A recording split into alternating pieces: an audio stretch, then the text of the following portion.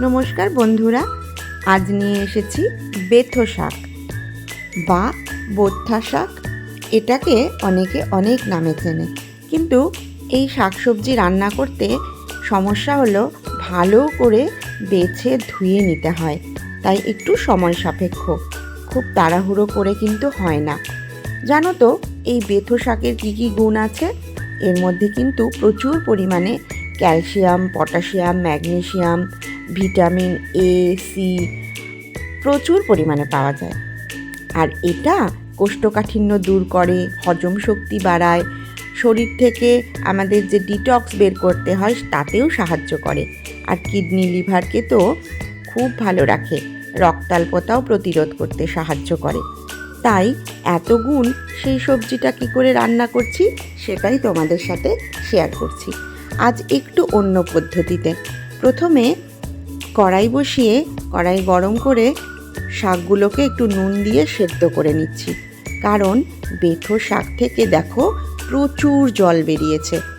এই জলটা সম্পূর্ণটাই কিন্তু শাকের মধ্যেই সেদ্ধ করে নেব, ফেলে দিলে কিন্তু এর গুণাগুণ সব চলে যাবে।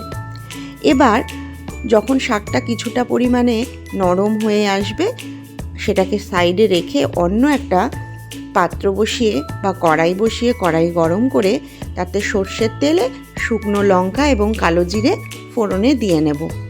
আর বেশ খানিকটা রসুন দেব। জানো তো রসুন কিন্তু ব্যথাতে ভীষণ কার্যকারী। কাঁচা লঙ্কাও চিড়ে দিয়েছি ঝাল অনুযায়ী।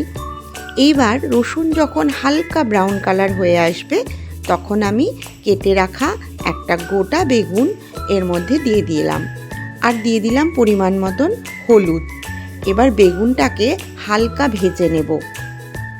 শীতকালে তো বেগুন ভাজা খেতে ভীষণ ভালো লাগে, আর সেটা যদি এই শাকের মধ্যে দেওয়া হয় তাহলে শাকটার স্বাদ আরও অনেক মাত্রায় বেড়ে যায়। এবার ভালো করে বেগুনটাকে নাড়াচাড়া করব। আগেই কিন্তু নুন দিয়ে দেব না, বেগুনটা খানিকটা ভাজা হওয়ার পরে আমি এর মধ্যে খানিকটা নুন অ্যাড করব। আর নুনের মাত্রাটা এভাবেই দিতে হবে যাতে শাকেও নুন দিয়েছিলাম সেটার সাথে যেন ব্যালেন্স হয়। নুনটা দিলে বেগুনটা একটু নরম হয়ে আসবে। নরম হওয়ার পরেই ওই সেদ্ধ করা বেথো শাকটা আমি এর মধ্যে দিয়ে দেব। এবার ভালো করে শাক আর বেগুন একসাথে মিক্স করতে হবে। এখনও কিন্তু অনেকটা পরিমাণ জল শাকের মধ্যে রয়েছে। আর এই জলভাবটা যখন শুকিয়ে যাবে পুরোটা, শাক একদম আঠা আঠা হয়ে আসবে, আর শাকের মধ্যে বেগুনটাও খুব ভালো করে মিশে যাবে। দুর্দান্ত স্বাদের তৈরি হয়ে যাবে এই বেথো শাক। এটা কিন্তু গরম ভাতের সাথে দারুণ লাগে, তোমরাও ট্রাই করো।